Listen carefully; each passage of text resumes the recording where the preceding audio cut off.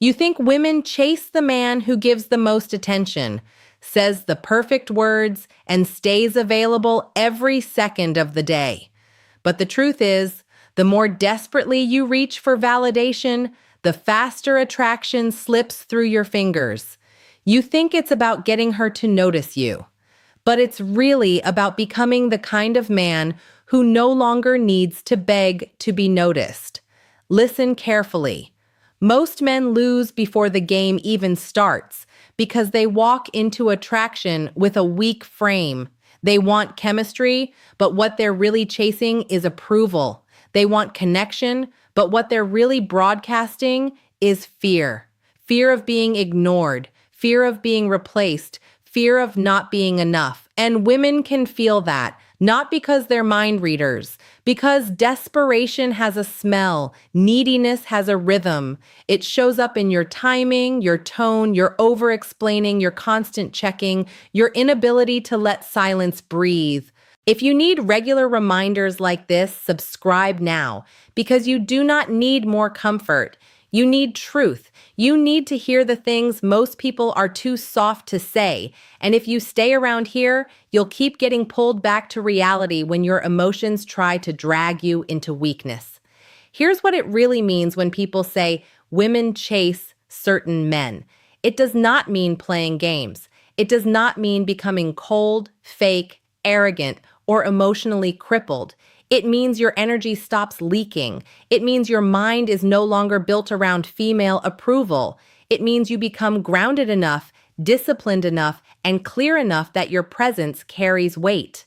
That is what pulls people in. Not noise, not performance. Weight, reality over fantasy, center over chaos, self-respect over self-abandonment. And that starts with the first behavior. You stop over-pursuing. You stop trying to force momentum that doesn't exist. Most men think more effort creates more attraction. Hard truth, when a woman is interested, she does not need to be dragged. She needs space to move towards you. But when you text again, then send the extra paragraph, then the joke, then the explanation, you kill the very tension that attraction feeds on. Why does this happen? Because you are trying to reduce your uncertainty. You are not relating to her. You are medicating yourself with contact. And the cost is massive. You look anxious. You look uncentered. You look like a man who has no internal source of stability. Reframe it. If she's interested, consistency is enough. If she's not, no amount of performance will save you. Stop chasing clarity from someone else when you should be building it in yourself. The second behavior is silence when silence is needed. Not sulking, not punishing. Silence with spine, silence with peace. Silence because you are not afraid of empty space. Weak men panic in the pause. They think every delay is rejection, every slow reply is disrespect, every shift in tone is a crisis. So they react, they probe, they ask weird questions. Are you mad at me? Did I do something? Why are you being different? That's called emotional self-exposure without control. You are making your insecurity her responsibility. The hard truth is this. A man who cannot hold silence cannot hold pressure. And if you cannot hold pressure, you cannot lead anything. Not a relationship, not a life, not even your own mood. Learn to sit still. Let the moment show you what it is. Presence versus panic, calm versus compulsion. That difference changes everything. The third behavior is you stop performing and start revealing. There is a difference. Performing is when you shapeshift into whatever gets approval.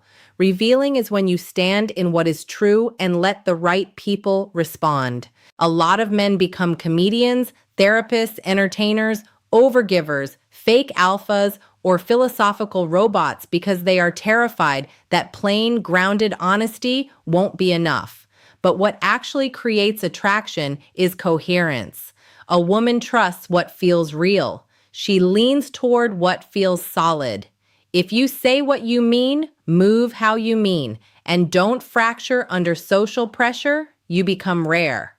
Very rare. That's called congruence. And congruence is magnetic because most people are fragmented. They say one thing, feel another, and do a third. Be one man, not five masks. The fourth behavior is emotional discipline, not emotional suppression. Discipline.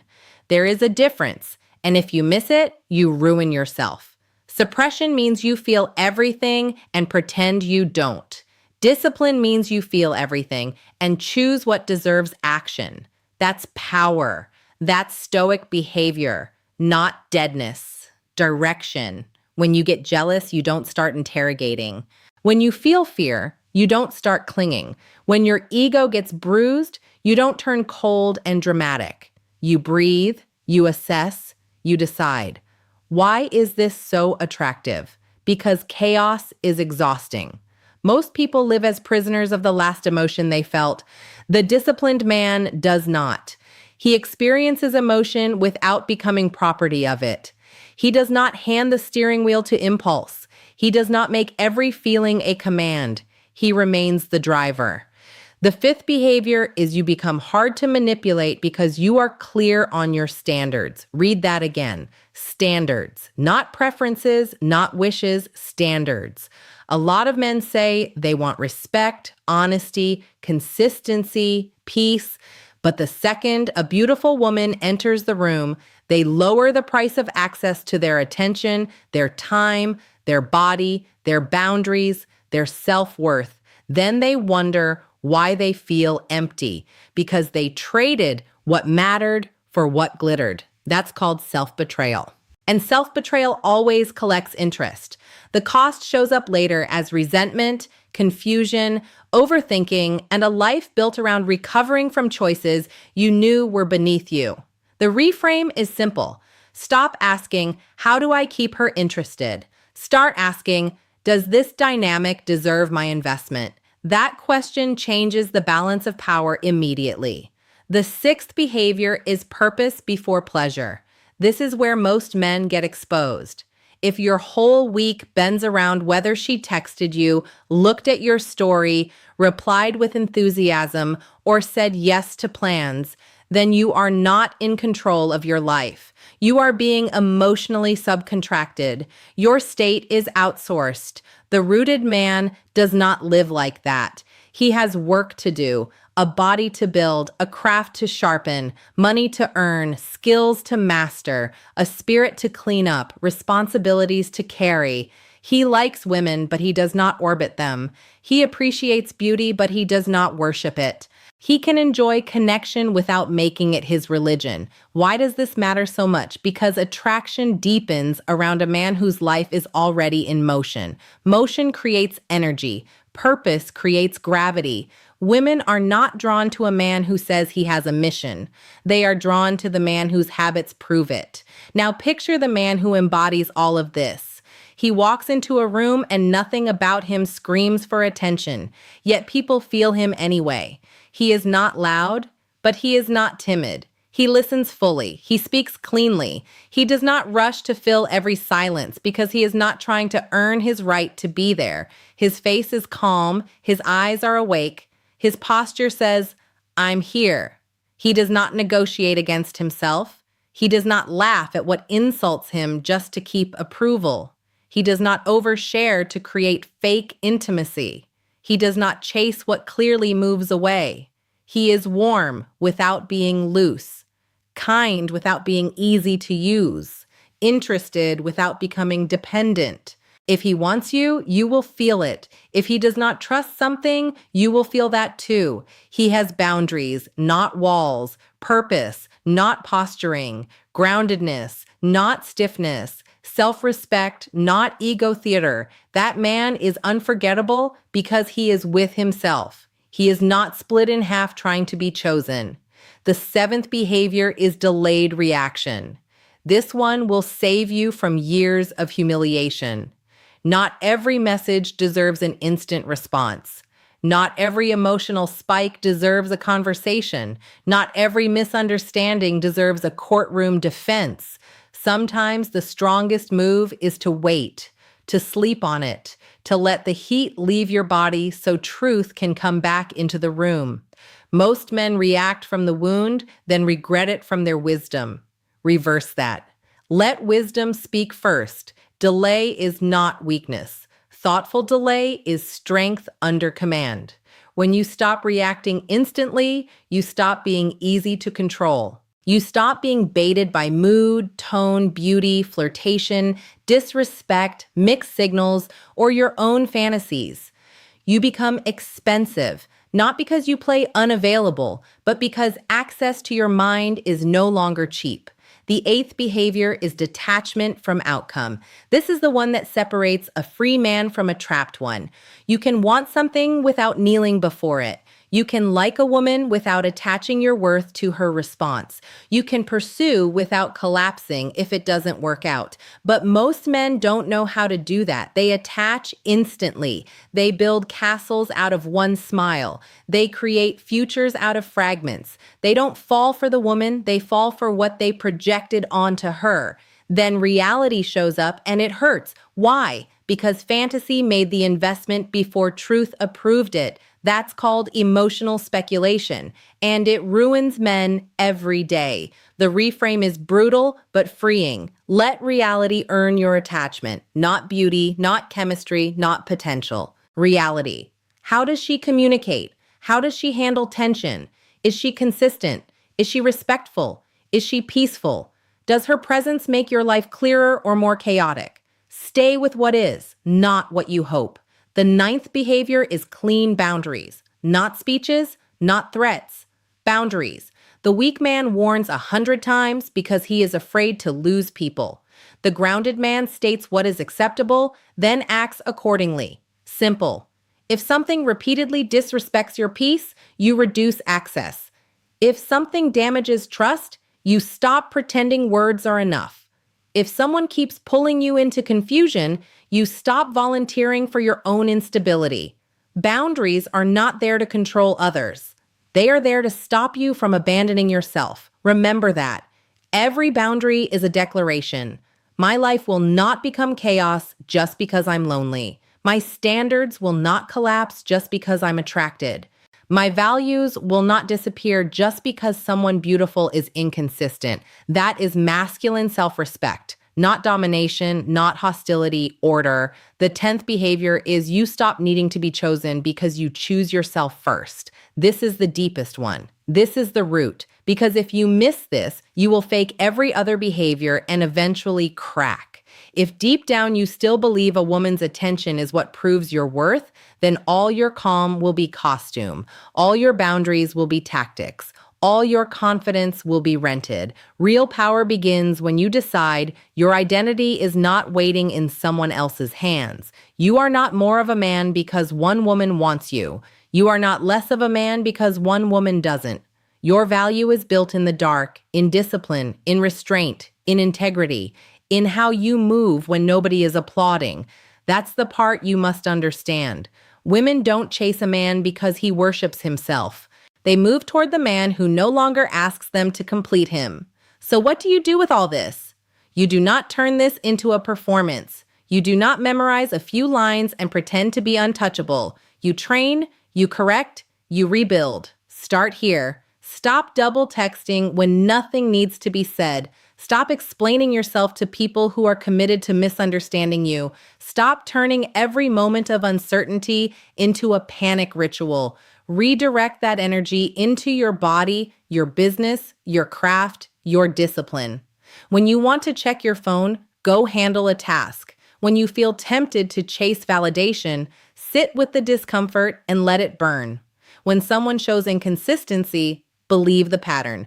When you speak, make it clean. When you commit, mean it. When you walk away, do it without theatrics. No grand speeches, no revenge, no begging, no collapsing. You stop. You see, you decide. Do this. Wake up and handle your morning before you touch your phone. Train your body until your nervous system learns pressure is survivable. Keep promises to yourself so your self-trust becomes real. Speak less, but say what matters. Look at your habits and ask one hard question. Where am I trading dignity for dopamine? Find that place and cut it out. Stop stalking, stop fantasizing, stop feeding imaginary relationships in your head. Redirect that energy into building a life that feels honorable to live. Become the man who is not trying to impress the world because he is too busy becoming undeniable to himself. And understand this clearly: when you become stoic in the right way, not cold, not fake, but centered, a strange thing happens. You stop obsessing over who is chasing you because the whole frame changes. You are no longer living like a thirsty man in a desert, begging every passing person for water. You become the well. You become the source. Your peace becomes visible. Your standards become visible. Your non-neediness becomes visible. Your life starts speaking before your mouth does. And yes, that draws women in. Of course it does. But that is not the highest reward. The highest reward is that you get your mind back, your sleep back, your time back, your name back, your center back, because the real tragedy was never that she didn't choose you.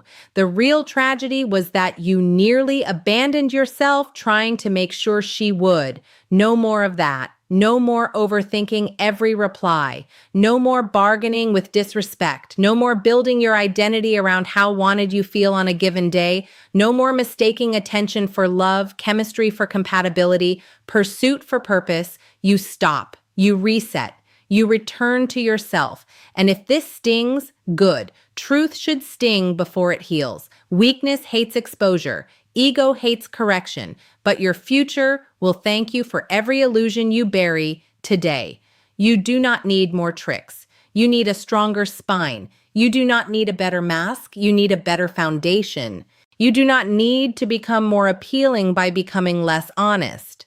You become more attractive by becoming more real, more disciplined, more selective, more at peace. That is the shift. You stop chasing because you are building.